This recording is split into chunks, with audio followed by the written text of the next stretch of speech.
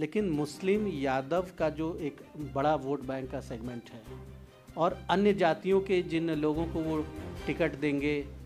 किसी सीट पर वो ब्राह्मण लड़ाएंगे, किसी सीट पर वो अन्य कम्युनिटीज़ के लोगों को लड़ाएंगे, तो उनकी जो कंसोलिडेटेड वोट, जो उनकी पार्टी का वोट बैंक माना जाता है, और जिस प्रत्याशी को वो लड़ाएंगे, जिस जाति के, उस प्रत्याशी का वोट, ये सारा गणित आपको नहीं लग रहा है कि कुछ ना कुछ फेरबदल हो सकता है इससे? मुझे बिल्कुल नहीं लगता। देखिए, भारतीय जनता पार्टी इस सारे मसले को इस रूप में देखती है कि लोकतंत्र में सभी जाति वर्ग समूह का प्रतिनिधित्व होना चाहिए।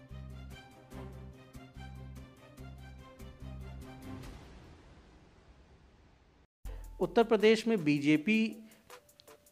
जो कि सरकार में रही है 5 साल, सरकार में रहने वाली पार्टी के खिलाफ एक सत्ता विरोधी लहर भी होती है, फिर भी भाजपा का जो कॉन्फिडेंस है उसका आधार क्या है, ये हम जानने की कोशिश करेंगे हरीश जी से। हरीशचंद्र जी, बीजेपी किस बात पर ये दावा कर रही है कि हम वापसी कर रहे हैं, आधार क्या है आत्मबल का? देखिए, लोकतंत्र के में जवाबदेही जनता के प्रति होती है और मालिक लोकतंत्र में जनता होती है। भारतीय जनता पार्टी की उत्तर प्रदेश की आदरणीय योगी आदित्यनाथ जी की जो सरकार है, उसने जन सरोकारों के प्रति समर्पित होकर अभिनंदनीय कार्य किया है और जनता के प्रति अपनी जवाबदेही को सुनिश्चित किया है। इस आधार पर हम ये कह सकते हैं कि उत्तर प्रदेश की जो सम्मानित जनता है वो बहुत मजबूती के साथ भारतीय जनता पार्टी के साथ खड़ी होगी, क्योंकि जो वायदा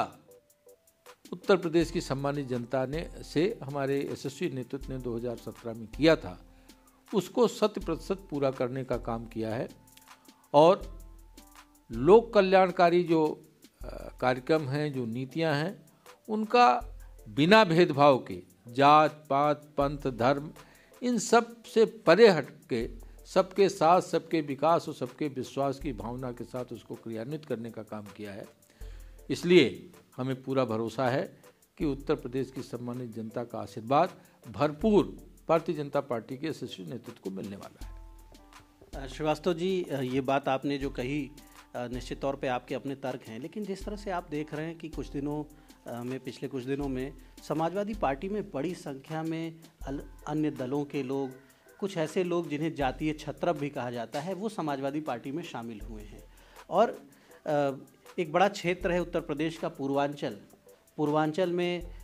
कुछ ऐसे लोग जो वहाँ के बड़े राजनीतिक व्यक्तित्व के रूप में जिनको देखा जाता रहा है कई दशकों से, वो शामिल हुए हैं। अंबेडकर नगर के एक पूर्व सांसद हैं, उनके सपरिवार सपा में आने की बात सामने आई है, और भी तमाम इस तरह के लोग। तो जो जातीय समीकरण है, समाजवादी पार्टी का जो कोर वोट बैंक है, जिसे हम मुस्लिम और यादव वोट बैंक कहते हैं, उसे माना जा रहा है कि उनके साथ इंटैक्ट है। उसके अलावा अन्य जातियों के जो मिसलिनियस वोट्स वो प्लस कर रहे हैं, ऐड कर रहे हैं जातीय छत्रपों को, इससे एक चुनौती नहीं देख रहे हैं आप बीजेपी के सामने?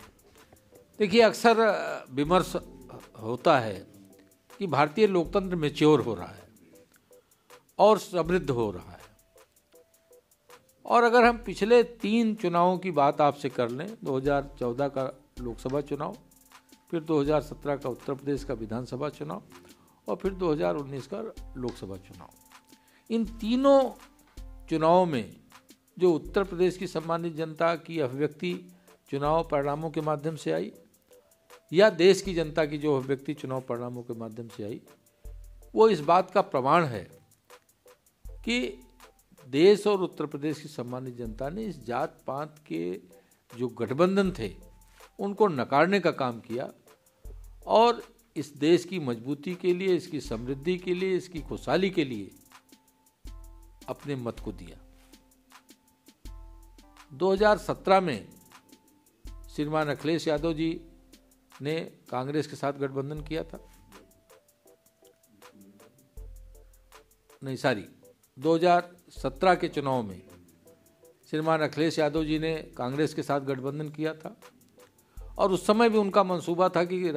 श्रीमान राहुल गांधी के साथ वो कोई बहुत बड़ा यहाँ स्कोर खड़ा करने जा रहे हैं। फिर 2019 में उसी जातीय गुणागणित के तहत उन्होंने बसपा सुप्रीमो मायावती जी के साथ गठबंधन किया और उस समय भी जब हम लोग चैनलों पे डिबेट पे जाते थे या चर्चाएं होती थी, तो समाजवादी पार्टी, कांग्रेस और ये बसपा, इन लोगों के प्रवक्ता इस तरह से बात करते थे कि जैसे वो क्रांति कर देंगे। लेकिन पुनः 2019 में भी उत्तर प्रदेश की सम्मानित जनता ने उनको आईना दिखाया। मैं भरोसा करता हूँ कि सारी जातीय गुणागणित को दरकिनार रखते हुए उत्तर प्रदेश की सम्मानित जनता उत्तर प्रदेश के विकास के पक्ष में, उत्तर प्रदेश के समृद्धि के पक्ष में, उत्तर प्रदेश के बिना भेदभाव की सरकार के पक्ष में, भ्रष्टाचार मुक्त और अपराध मुक्त उत्तर प्रदेश के पक्ष में अपना वोट करेगी और भारतीय जनता पार्टी की बड़ी विजय देगी। आपने कहा कि जातीयता या जातिवाद को जनता दरकिनार करेगी, लेकिन जातिवाद अभी भी एक कठोर सच्चाई के रूप में भारतीय राजनीति का हिस्सा बनी हुई है। आप भी निषाद पार्टी और तमाम ऐसे दलों के साथ जुड़ रहे हैं, जुड़े हुए हैं, जिनकी एक जातीय पहचान को लेकर आगे बढ़ते हैं। अखिलेश यादव भी ओम प्रकाश राजभर और तमाम ऐसे दलों के साथ जुड़े हैं और जुड़ रहे हैं जो एक दूसरी जातीय पहचान। तो जातीय पहचान का राजनीतिक इस्तेमाल तो भारतीय राजनीति में एक सत्य लंबे समय से रहा है और वो हर चुनाव में कमोबेश दिखाई पड़ता है। कई बार ये जातीय गणित किसी दल को सूट करते हैं, किसी दल को फ़ायदा या नुकसान पहुंचाते हैं। जो दृश्य दिख रहा है, आपने कहा कि जनता राष्ट्र हित के मुद्दों पर, सरकार के काम पर और तमाम विषयों पर, लेकिन मुस्लिम यादव का जो एक बड़ा वोट बैंक का सेगमेंट है और अन्य जातियों के जिन लोगों को वो टिकट देंगे, किसी सीट पर वो ब्राह्मण लड़ाएंगे, किसी सीट पर वो अन्य कम्युनिटीज़ के लोगों को लड़ाएंगे, तो उनकी जो कंसोलिडेटेड वोट, जो उनकी पार्टी का वोट बैंक माना जाता है, और जिस प्रत्याशी को वो लड़ाएंगे जिस जाति के, उस प्रत्याशी का वोट, ये सारा गणित आपको नहीं लग रहा है कि कुछ ना कुछ फेरबदल हो सकता है इससे? मुझे बिल्कुल नहीं लगता। देखिए, भारतीय जनता पार्टी इस सारे मसले को इस रूप में देखती है कि लोकतंत्र में सभी जाति वर्ग समूह का प्रतिनिधित्व होना चाहिए। उनको उनकी सत्ता शासन में के निर्णय में भागीदारी होनी चाहिए, उनको सत्ता शासन में सम्मान होना चाहिए, और उस दृष्टि से सभी जाति वर्ग समूह के लोगों को प्रतिनिधित्व मिले, सरकार में, सत्ता में, शासन में उनको सम्मानित पद प्रतिष्ठा मिले,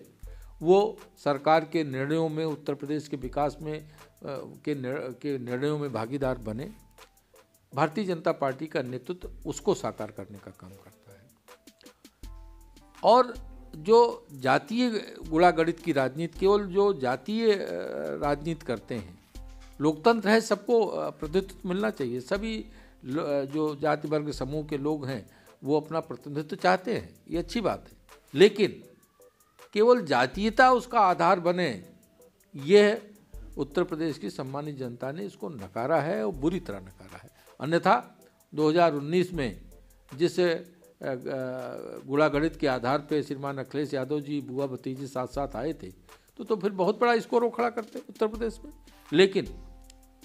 जनता ने देखा कि कौन विकास कर रहा है, कौन जन सरोकारों के प्रति खड़ा है, कौन दुख दर्द में उनके साथ खड़ा है, कौन उनकी खुशहाली चाहता है, और उसके पक्ष में उन्होंने मतदान किया। तो इस आधार पर मैं कह सकता हूं कि इस तरह के जो गठबंधन जो बन रहे हैं वो पूरी तरह से असफल साबित होंगे।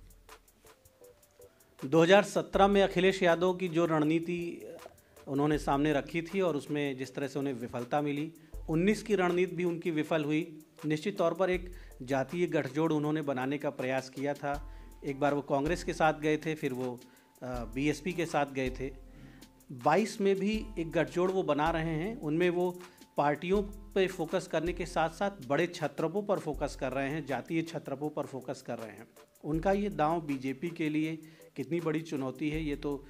चुनाव में और जनता के मतदान के बाद स्पष्ट होगा। लेकिन बीजेपी के अनुभवी नेता हरीश चंद्र श्रीवास्तव जी, जो कि वरिष्ठ प्रवक्ता हैं, वो अपने अनुभव और अपने तर्कों के आधार पर ये बात स्पष्ट करना चाहते हैं कि बीजेपी के लिए कोई बड़ी चुनौती नहीं है। बीजेपी पूरे आत्मबल के साथ चुनावी मैदान में उतर रही है और सफलता को बीजेपी उत्तर प्रदेश में जरूर दोहराएगी। धन्यवाद।